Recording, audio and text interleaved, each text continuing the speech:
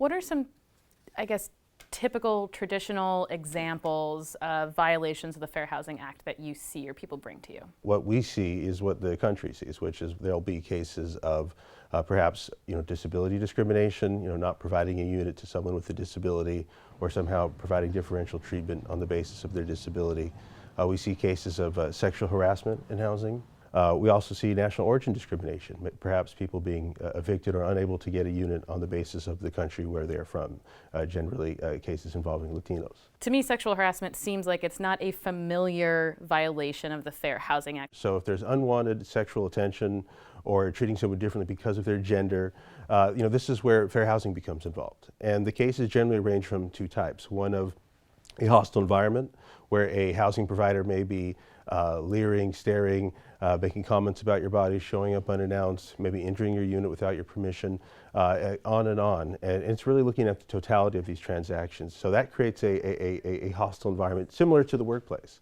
And then we have the other form of sexual harassment, which is where a housing provider may be demanding some type of, whether it be a sexual favor or whether it be some type of demeaning treatment. There's a lot of talk about mental illness being an issue that ails those on the street from actually getting into a home.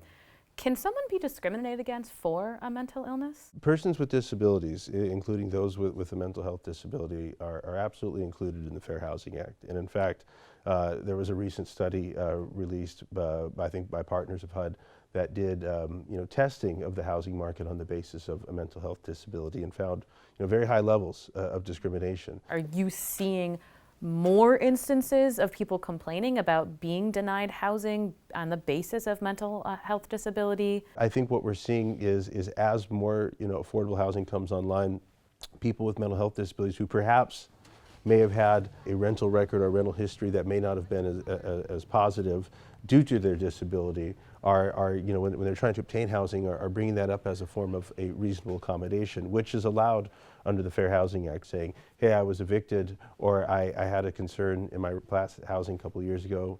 Now, I've maybe taken medication, I'm working with folks, et cetera, can I still move in despite this rule?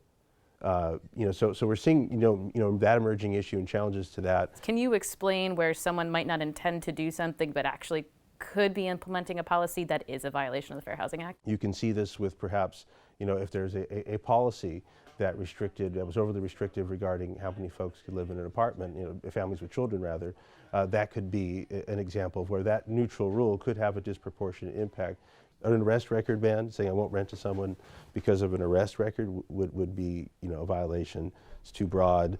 Arrest doesn't lead to conviction. And the theory was disparate impact. The idea that if there's a disproportionate number of African Americans and Latinos in prison, that a rule that would say no one with a felony can live here would have a disproportionate impact on a distinct protected class. And there's a lesser discriminatory way to do it, which is to analyze what the crime was, how long ago, if someone reformed themselves, going through a host of factors. What should we be watching when it comes to fair housing in the next 50 years? Well, I think as far as the law goes, there have not been any amendments since 1988. So it's been, fairly, the law is what it has been.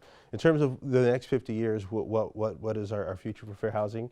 I think it, unfortunately, will remain, some of the similar issues, but changing. For instance, there was a complaint filed against Facebook recently. In real estate advertising, there was a way that you could say that this particular ad, I only want to be seen by white folks, not by people of color, and that clearly violates fair housing laws and our basic sense of fairness in the United States. Those are emerging issues in the future of how we advertise, how do algorithms and things like that exclude people from the housing market, as well as just the same old forms of housing discrimination.